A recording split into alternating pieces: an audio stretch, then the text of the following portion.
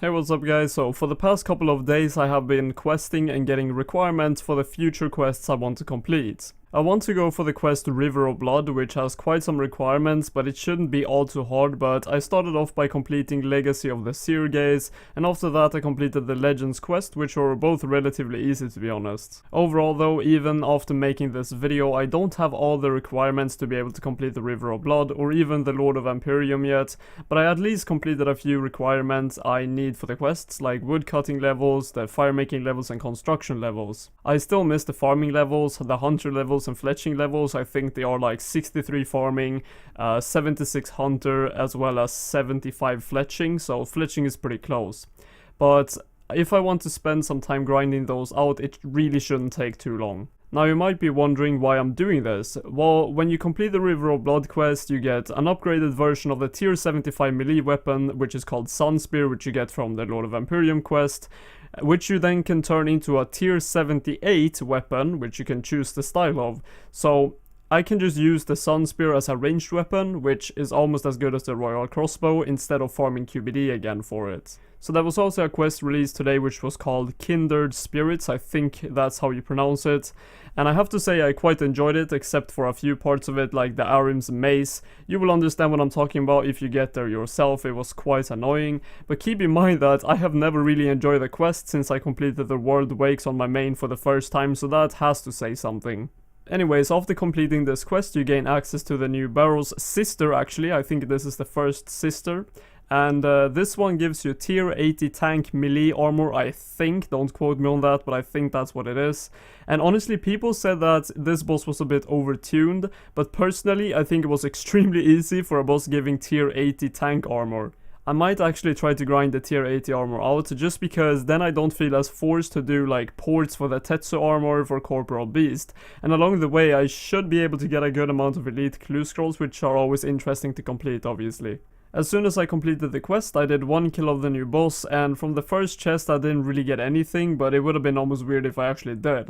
So how I think I'm going to do this is I'm going to go down in the crypt and kill Linsa, which is the new boss, and after that I'm just going to look for the crypt, and if, you know, I open for example Torag and it isn't the crypt, then I'm just going to kill Torag, and then I'll keep looking, and as soon as I find the tomb, I'm just going to, the crypt, I'm just going to go down there and then open the chest no matter how many I've killed, because honestly I don't care about any of the other gear, I only care about the Linsa gear, so that's how I'm going to do it. Alright, but let's back up a bit. So before this whole quest was released, I also did a Reaper assignment of some good old Samurai, and well, I got a good amount of beams, but obviously no garbs or gowns yet, but I did get like 2 effigies and an elite and a hard clue scroll, and that 10k Herblo experience from the effigies I really don't say no to. I think I started off by opening the hard one, yes I did, here is the loot, nothing interesting, reroll that into something really bad, that was probably the worst reroll ever. But then I completed the elite clue scroll and I actually got a unique. I did not have this ornament kit before, so that was another unique out of the way. I am still also trying to farm out Twin Furies for a bit for the tier 80 ranged armor and just overall godly supplies.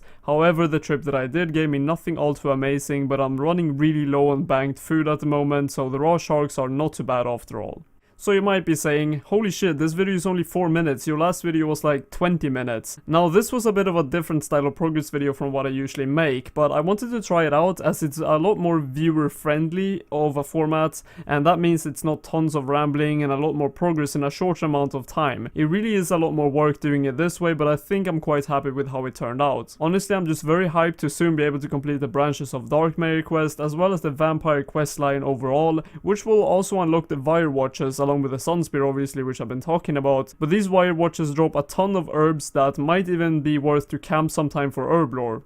But yeah, anyways, thank you all for watching, and hopefully in the next video I will be able to complete maybe the Branches of Darkmere quest and maybe be able to start the Lord of Empyreum. I don't know, 76 Hunter is probably going to take quite some time. I did like one level of it and it took about 35-40 minutes maybe, and that's like only one level on 57, so getting 76 is going to take quite a while, but yeah, I think I will be able to do it. But I thank you all for watching and see you in the next one.